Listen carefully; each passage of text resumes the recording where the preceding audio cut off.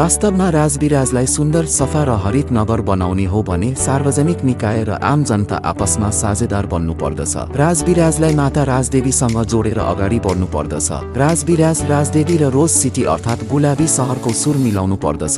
यसबाट के बुझिन्छ भने राजविराज आफैमा हराभरा रहन चाहने धरती हो। राजविराजको स्वभाव नै हरियालीपन हो। यदि यसमा बाधक कोही छ भने स्वयं नगरवासी र नगर व्यवस्थापकहरू नै छन्। राजविराज सप्तरी जिल्लाको मुख्यालय हो। यो नेपालमा तराई क्षेत्रको पहिलो र नेपाल राज्यको चौथो नगरपालिका हो। यो नेपालको पहिलो नगर हो जसलाई टाउन प्लानिङ गरेर बसाइएको छ।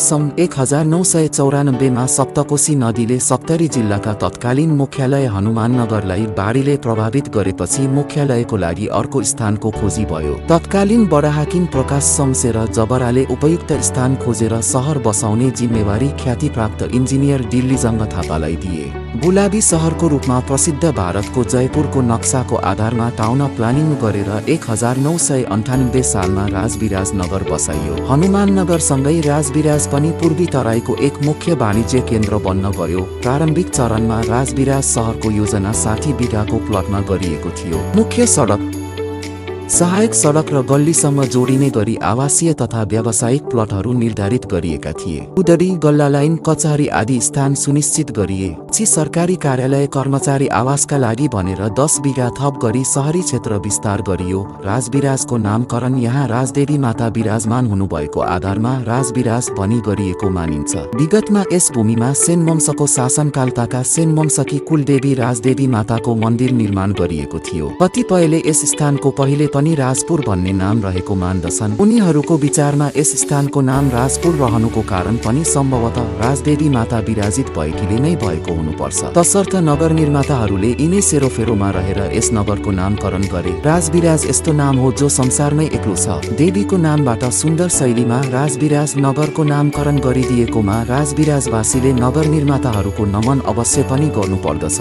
80 वर्ष अघि निर्माण गरिएको 70 बिघाको राजविराज सहर अहिले विशाल भूखण्डको स्वामी बनेको छ। शहरी बसोबास क्रमशः विस्तारित हुँदै 2016 सालमा नगरपालिका कायम हुँदा 9वटा वडा कायम गरिएको थियो। 2032 सालमा चनौरा, पडरिया, डुमरी, शिवथान गावि समावेश भई 10वटा वडा कायम भयो। 2073 सालमा नयाँ संरचना निर्माण हुँदा राजविराज नगरपालिकामा तत्कालीन गाविसहरू मलेक 19, दिगवा 19, हरिहरपुर 6, फर्सैट 19, बिसहरिया 19, कोइलाडी मधेपुरा 4, 7, देउरी बरुवा 19 र बोरिया 3, 7 समेत गावि समावेश भई हाल यसको क्षेत्रफल 16वटा वडामा विभाजित कुल 55 वर्ग किलोमिटर कायम भएको छ। अब विकासको उपरोक्त दृष्टिकोणबाट राजविराजको विकास स्थितिको मूल्याङ्कन गर्न सकिन्छ। नेपालमा गरिबी निवारणको दृष्टिले राजविराज धनी हो वा गरिब सहर? राजविराजवासी धनी छन् वा गरिब? यहाँ विकास पूर्वाधारको अवस्था के छ? यहाँका कार्यकारी निकायहरूको लोकतन्त्रीकरण कतिको हुन सकेको छ?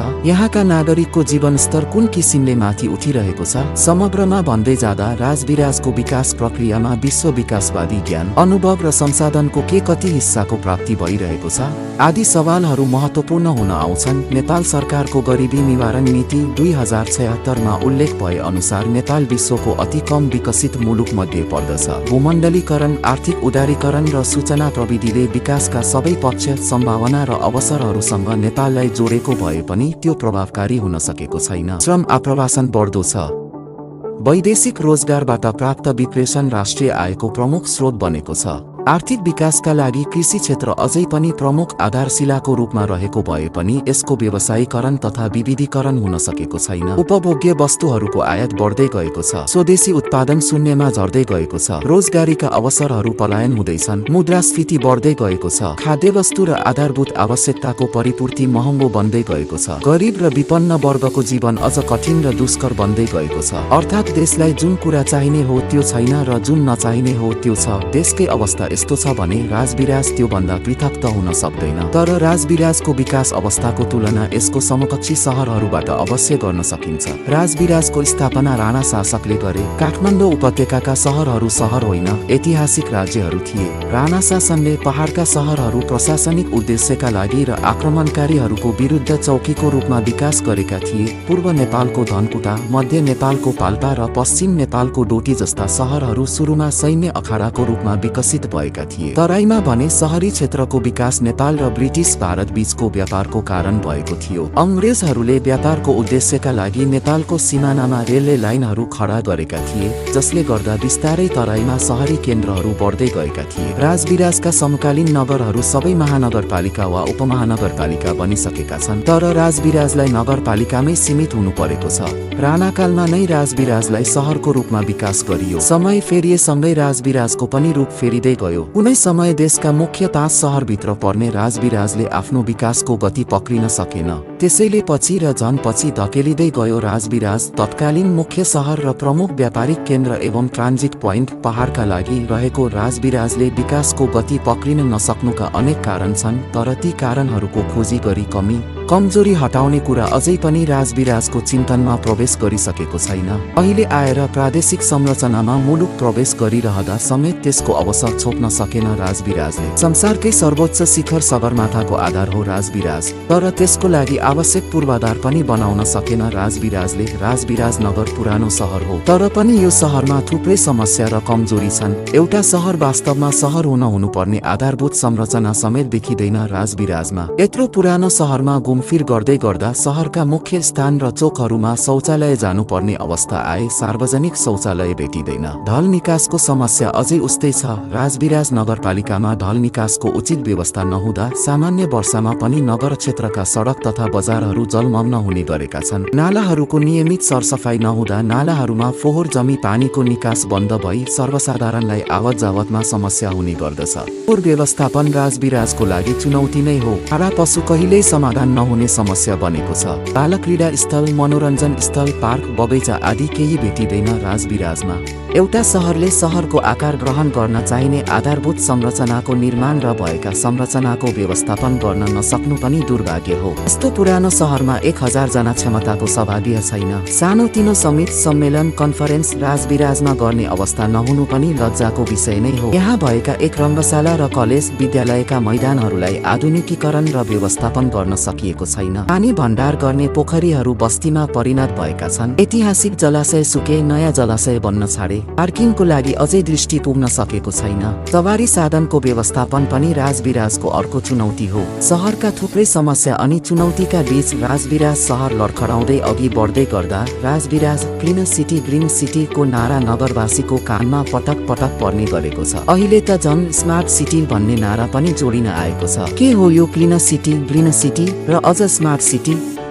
क्लिन सिटी भनेको सफा र स्वच्छ राजविराज भन्ने हो। ग्रीन सिटी भनेको हराभरा राजविराज भन्ने हो। र स्मार्ट सिटी भनेको के हो? यो एक तरहले सूचना प्रविधि पलाउँदै गएपछि विकसित हुँदै गएको अवधारणा हो, जसलाई डिजिटल सिटी भनेर बुझ्न खोजे आंशिक सहयोगसम्म हुनेछ। संसारमा अहिले 7 वटा सहर स्मार्ट सिटी बन्ने धुनमा देखिन्छन्। Singapore, Helsinki, Finland, Zurich, Switzerland, Oslo, Norway, Amsterdam, Netherlands, New York, America र सियोल, दक्षिण कोरिया। यी स्मार्ट सहरहरूले स्मार्ट सिटीको लागि पहल गर्ने क्रममा आफ्ना सहरलाई अधिक ऊर्जायुक्त बनाउन र कार्बन उत्सर्जन कम गर्न नवीन स्मार्ट प्रविधि अपनाउने कार्यमा निकै प्रगति गरेका छन्। संयुक्त राष्ट्रले गरेको भविष्यवाणीका अनुसार सन् 2050 सम्ममा संसारको 70% आबादी सहर र शहरी क्षेत्रमा रहनेछ, जसको अर्थ यो हो कि उत्सर्जन र ऊर्जाको उपयोग प्रत्येक बित्ने वर्षसँगै बढ्नेछ। त्यस्तै स्मार्ट शहरी यातायात सञ्जाल, वातावरण मैत्री, जल निकास सुविधा तथा उच्च ऊर्जा दक्षता भएका भवनहरूको आवश्यकता पहिले भन्दा कतै बढी महत्त्वपूर्ण भएको हुनेछ। अब ग्रीन सिटीको कुरा गरौँ। भनिन्छ राजविराज बस्नु अघि यो क्षेत्र जङ्गलको रूपमा रहेको थियो। जङ्गल फडानी गरी राजविराज बसाइयो। सखडा, हनुमानगढी आदिको इतिहासको अध्ययनबाट पनि के थाहा हुन्छ भने अतीतमा गाउँहरूको बस्ने र उजाडिने क्रम भइरहन्थ्यो। मानिसले जङ्गल फाडेर गाउँ बसाउने र गाउँ बस्ती उजाडिएर गएपछि पुनः जङ्गलले ढाकिनु तराईको वातावरणीय गुण नै हो। राजविराजको प्रसिद्ध टोल खरसाल भन्ने खैरसाल अर्थात् खयर र सालको वृक्षहरूको आधिक्य भएको क्षेत्र थियो भन्ने राजविराजको पूर्व अवस्थाको चित्रण गर्दछ। राजविराज पूर्व अवस्थामा कुनै जङ्गल थियो भन्ने कुराको अर्को प्रमाणको रूपमा अझै पनि त्यस समयका वृक्षहरू जीवितै छन्। केही वृक्ष त कचहरी रोड विस्तार गर्दा हालै मात्र काटिएका रहेछन्। यसबाट के बुझिन्छ भने राजविराजको धरती आफैमा हराभरा रहन चाहने धरती हो। राजविराजको स्वभाव नै हरियालीपन हो। यदि यसमा बाधक कोही छ भने स्वयं नगरवासी र नगर व्यवस्थापकहरू नै बाधक छन्। ग्रीन सिटीको नाममा सार्वजनिक वित्तको उपयोग नभएको होइन, तर परिणाम के छ? कुरा नाराको होइन, परिणाममुखी कामको हो। जनसहभागिता बिना राजविराज ग्रीन सिटी बन्न सक्दैन। आफ्नो घर अगाडि कर्मचारीले रोपेर गएको बिरुवाको संरक्षणको स्वामित्व घरधनीले नलिए हुँदैन। तर योजनामा हुने भ्रष्टाचारको कारणले योजनाहरूसँग सरोकारवाला जनता जोडिन सक्दैनन्। यहाँ त केही युवाले नगर सरोकारका वेबसाइटहरू पनि बनाएका थिए, तर कसैले पनि मतलब गरेनन्। राजविराजका मुख्य सडकहरूमा ठाउँ ठाउँमा नकाटिएका ठूला वृक्षहरू थिए, रोपिएका साना वृक्षहरू पनि थिए। मुख्य सडक वसन्त ऋतुमा गुलमोहरले लालैलाल देखिन्थ्यो। नगर शोभायमान थियो, तर नगरको त्यो शोभा हराउँदै गयो। आज राजविराज उजाडको स्थितिमा आफूलाई पाउँछ। आज फेरि नगरलाई हराभरा बनाउनु छ भने जनपरिचालनकै माध्यमले बनाउन सकिन्छ। क्लिन सिटीको कथा त अचाक्ली लाग्दो छ। नगर सफाई भनेको एक तरहले 60 बिघामा नै सीमित छ। सफाई कर्मी वा सफाई संयन्त्रमाथि कार्मिक नियन्त्रण वडा कार्यालयको हुनुपर्छ। नालाहरू स्ल्याबले ढाकिने हो भने सुँगुरको बिगबिगी घट्न सक्छ। अरू उपाय धरान, विराटनगर, काठमाडौँबाट सिक्नुपर्छ। धराने कालो बङ्गुर सुँगुर नेपालमै प्रसिद्ध छ, तर धरानका सडक र चोकमा एउटै पनि सुँगुर बङ्गुर नजर आउँदैन। सुँगुर बङ्गुर पालन सोख, परम्परा र सांस्कृतिक चिन्ह मात्र होइन, यो व्यवसाय पनि हो। यस व्यवसायको व्यवस्थापनमा पनि सार्वजनिक वित्तको दृष्टि पुग्नुपर्छ। सुँगुर बङ्गुर पालकहरू संगठित भएमा उनीहरूलाई र अरू अन्य सबै पक्षलाई लाभ हुनेछ। छाडा गाईवस्तु नियन्त्रणको व्यावहारिक उपाय के हुन सक्छन्? एउटा उपाय त कान्जी हाउस आफैमा हो। सब्जी मण्डीले आफ्नो उत्सर्जन कान्जी हाउससम्म पुर्याइदिने हो भने गाईवस्तुलाई बाबाजीहरूले जस्तो पसल चहार्नै पर्दैन र अर्कोतिर फोहोरको मात्रा पनि न्यून हुन्छ। डम्पिङलाई पनि भार हलुको हुनेछ। सार्वजनिक निकायको लोकतन्त्रीकरण राज्यको शक्ति पृथकीकरणको सिद्धान्तसँग र चेक एन्ड ब्यालेन्सको नीतिसँग सम्बन्धित छ। यसलाई व्यवहारमा कसरी हेर्न सकिन्छ भने कुनै पनि निकाय जनताबीच कति लोकप्रियता हासिल गर्न सक्यो भन्नेबाट देखिन्छ।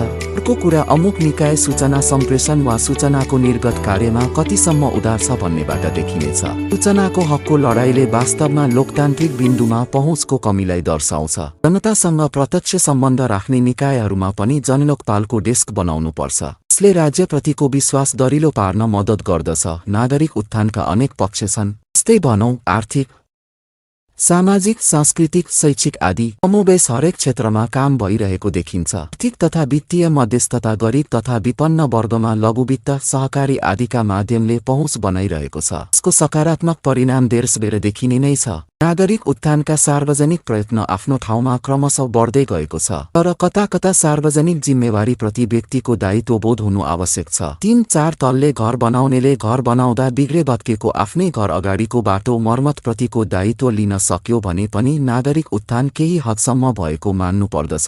वास्तवमा राजविराजलाई सुन्दर, सफा र हरित नगर बनाउने हो भने सार्वजनिक निकाय र आम जनता आपसमा साझेदार बन्नु पर्दछ। राजविराजलाई माता राजदेवीसँग जोडेर अगाडि बढ्नु पर्दछ र गुलाबी शहरको रूपमा विकसित गर्नुपर्दछ। यी कुराहरू राजविराजका अतीत, वर्तमान र भविष्य हुन्। राजविराज, राजदेवी र रोज सिटी अर्थात् गुलाबी शहरको सुर मिलाउनु पर्दछ।